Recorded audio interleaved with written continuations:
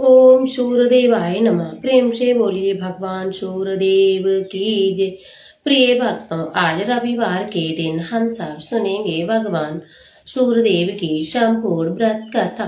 प्राचीन काल में एक बुढ़िया रहती थी। वह नियमित रूप से रविवार का व्रत करती थी। रविवार के दिन सूर्योदय से पूर्व उठकर बुढ़िया स्नान आदि से निर्वृत होकर आंगन को गोबर से लीप कर स्वच्छ करती। तदोपरांत सूर्य भगवान के पूजन करती और कथा सुनकर सूर्य भगवान को भोग लगाकर दिन में एक समय भोजन करती। इस तरह रविवार का व्रत करती थी। सूर्य भगवान की कृपा से बुढ़िया को किसी प्रकार की कोई चिंता व कष्ट नहीं था। उनका घर धन धान से भरा हुआ था। उस बुढ़िया को सुखी देखकर उसकी पड़ोसन जलने लगी और बुढ़िया रोजाना पड़ोसन के आंगन में बंधी गाय का गोबर लाती और अपना घर लीपती थी। शनिवार के दिन रात को पड़ोसन ने अपनी गाय को भीतर बांध लिया ताकि बुढ़िया अपना घर ना लीप सके। रविवार को गोबर ना मिलने से वह बुढ़िया अपना घर ना लीप सकी और आंगन ना लीपने के कारण उस बुढ़िया ने भगवान सूर्यदेव को ना ही भोग लगाया और ना ही उसने स्वयं भी भोजन किया। सूर्यास्त होने पर बुढ़िया भूखी प्यासी ही सो गई और रात्रि में सूर्य भगवान ने उसे स्वप्न में दर्शन दिए और व्रत न करने तथा उन्हें भोग न लगाने का कारण पूछा। तब बुढ़िया ने बहुत ही करुण स्वर में कहा, पड़ोसन के द्वारा घर के अंदर गाय बांधने और गोबर न मिलने के कारण मैंने घर नहीं ले पाया। ये सब भगवान सूर्यदेव को बतला दिया।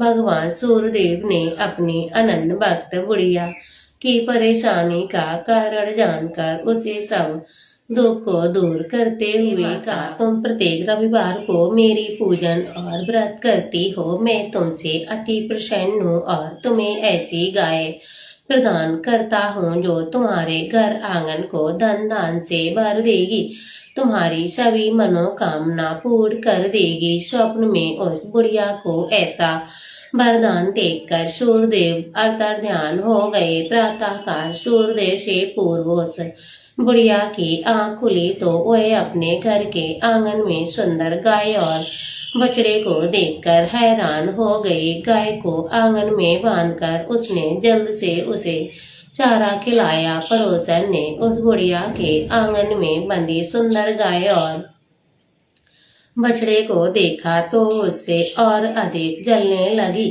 तभी गाय ने सोने का गोबर किया और गोबर को देखते ही पड़ोसन की आंखें फटी की फटी रह गईं। पड़ोसन ने उस बुढ़िया को आसपास ना पाकर तुरंत उस गोबर को उठाया और अपने घर ले गई और अपने गाय का गोबर वहां रख दिया। अब पड़ोसन को सोने के गोबर से पड़ोसन कुछ ही दिनों में धनवान हो गई। गाय प्रतिदिन सूर्योदय से पूर्व सोने का गोबर करती और बुढ़िया के उठने के पहले पड़ोसन उस गोबर को उठा ले जाती। बहुत दिनों तक बुढ़िया को सोने के गोबर के बारे में कुछ भी पता नहीं चला। बुढ़िया पहले की तरह हर रविवार को भगवान सूर्यदेव का व्रत करती रही और कथा सुनती रही। भगवान सूर्यदेव को जब पड़ोसन की चालाकी का पता चला तो उन्होंने एक तेज आंधी चलाई और आंधी को प्रकोप देखकर बुढ़िया ने अपनी गाय को घर के भीतर बांध लिया।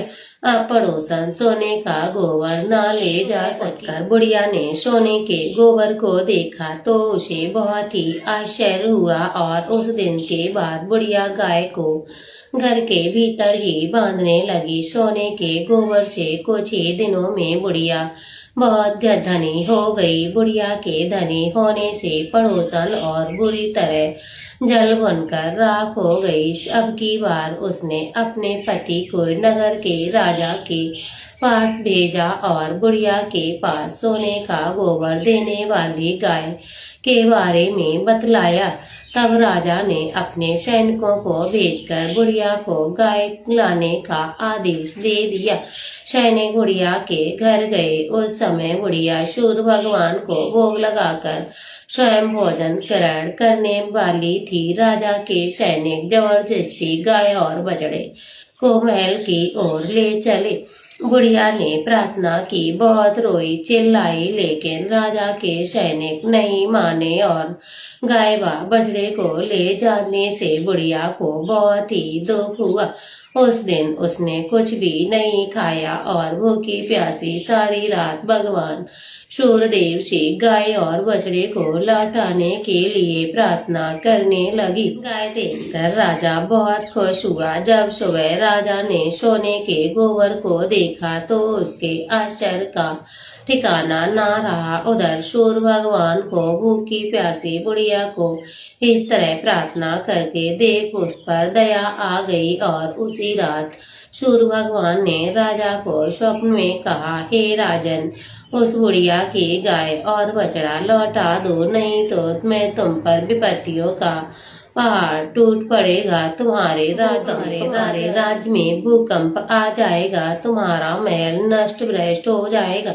भगवान सूर्यदेव के स्वप्न से बुरी तरह भयभीत राजा ने प्रातः उठते ही गाय और बछड़ा बुढ़िया को लौटा दिया। राजा ने अपनी तरफ से बहुत धन दान दिया। ये देखकर बुढ़िया अपनी गलती के लिए क्षमा मांगी। राजा ने पड़ोसन और उसके पति को इसकी दुष्टता के लिए दंड भी दिया। इसके बाद राजा ने स्वप्न में घोषणा करवाई। इसके बाद राजा ने राज्य में घोषणा करवा दी कि सभी लोग स्त्री पुरुष रविवार का व्रत करें। जनता ने ऐसा ही किया। रविवार का व्रत करने से सभी लोगों के घर धन धान से भर गया। चारों ओर खुशहाली छा गई। सभी लोग शारीरिक कष्ट से दूर हो गए। निसंतान स्त्रियों की गोद भर गई। राज्य में सभी सुखी हो गए और सब सुख जीवन व्याप्त करने लगे। तो ये तो थी रविवार की संपूर्ण व्रत कथा। तो प्रेम से बोलिए भगवान सूर्यदेव की जय हो।